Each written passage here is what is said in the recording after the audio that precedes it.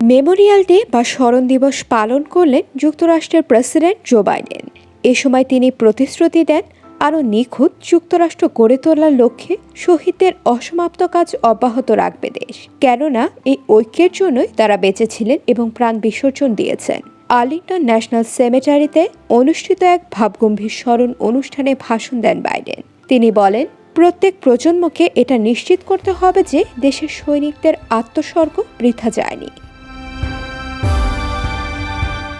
স্মৃতি মিলনায়তনে মেঘাচ্ছন্ন আকাশের নিচে দাঁড়িয়ে বাইডেন আরও বলেন, কখনো স্বাধীনতার নিশ্চয়তা দেয়া হয় না, প্রতিটা প্রজন্মকে তা অর্জন করে নিতে হয়। এর জন্য লড়াই করতে হয়, লড়তে হয়।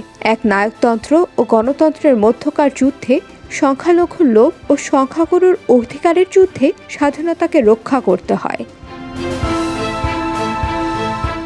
আজ এই দিনে আমরা আবার সমবেত হয়েছি, তারা যে ভবিষ্যতের জন্য লড়াই করেছিলেন তা অনুধাবন ও স্মরণ করতে এবং সর্বোপরি সেই লড়াইয়ের প্রতি পুনরায় অঙ্গীকার ব্যক্ত করতে। তারা যে ভবিষ্যৎ স্বাধীনতার জন্য লড়াই করেছিলেন, যেখানে গণতন্ত্র, সুযোগ ও সাম্য নিহিত, তা অনুধাবন ও স্মরণের জন্য।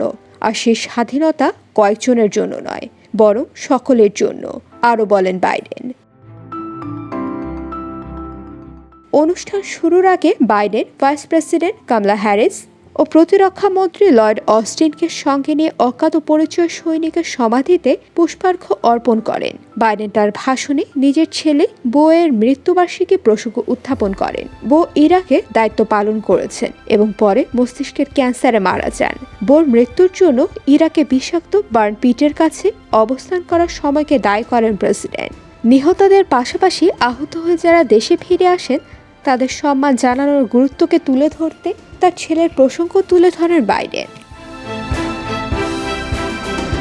বাইডেন আরও বলেন, গত বছর প্রাক্তন সৈনিক দপ্তর আমাদের ইতিহাসে আগের চেয়ে বেশি সুবিধা প্রদান করেছে এবং অনেক বেশি দাবি নিষ্পত্তি করেছে। এর জন্য তিনি প্যাক্ট আইনের গুরুত্বের কথা উল্লেখ করেন। সামরিক দায়িত্ব পালনকালে কোনো সাবেক সৈনিক নির্দিষ্ট কিছু স্বাস্থ্য সংকটে ভুগছে কিনা তা বিশ্লেষণ করে স্বয়ংক্রিয়ভাবে তাদের জন্য সহায়তা মঞ্জুর করে এই আইন।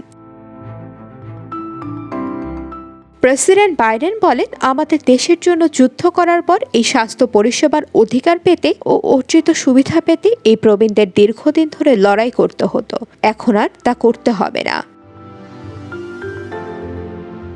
IBTV USA News Desk।